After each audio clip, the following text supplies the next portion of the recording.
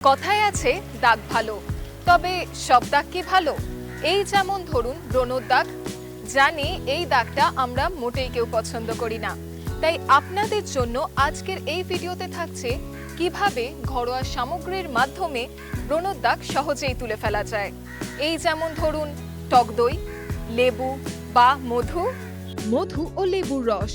লেবুর রসে থাকে প্রচুর পরিমাণে সাইট্রিক অ্যাসিড, যা কালো দাগ হালকা করতে সাহায্য করে। আর মধু ত্বকে প্রশমিত করে এবং নতুন কোষ গজাতে সাহায্য করে। লেবুর রস এবং মধু মিশিয়ে কালো দাগের ওপর লাগান। 15 মিনিট রেখে গরম জল দিয়ে ধুয়ে ফেলুন।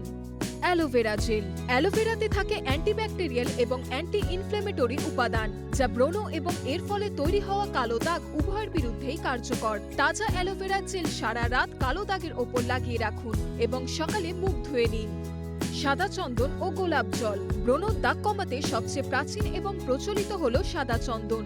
এর অ্যান্টিব্যাকটেরিয়াল উপাদান ব্রণ সৃষ্টিকারী ব্যাকটেরিয়ার বিরুদ্ধে লড়াই করে, একই সাথে ব্রণর দাগও হালকা করে দেয়। গোলাপ জলের সঙ্গে সাদা চন্দন মিশিয়ে মুখে লাগান, শুকিয়ে গেলে ধুয়ে ফেলুন। দই। দইয়ের ল্যাকটিক অ্যাসিড হাইপারপিগমেন্টেশন কমাতে সাহায্য করে। মুখের যে অংশে ব্রণ হয়েছে সেই স্থানে দই লাগিয়ে 20 মিনিট রাখুন, তারপর হালকা গরম জল দিয়ে মুখ ধুয়ে নিন। টমেটোর রস। টমেটোতে প্রচুর পরিমাণে লাইকোপিন থাকে, যা একটি শক্তিশালী অ্যান্টিঅক্সিডেন্ট। কালো দাগ কমাতে সাহায্য করে এবং ত্বককে আরো উজ্জ্বল করে তোলে। একটা টমেটোকে গোল স্লাইস করে বৃত্তাকারে কাটুন, তারপর সেই স্লাইসটি নিয়ে মুখে ঘষতে থাকুন। 10 মিনিট রেখে ভিজে কাপড় দিয়ে মুছে ফেলুন। এর ফলে যেমন ব্রণর কালো দাগ যাবে, তেমনি সানট্যানও চলে যাবে।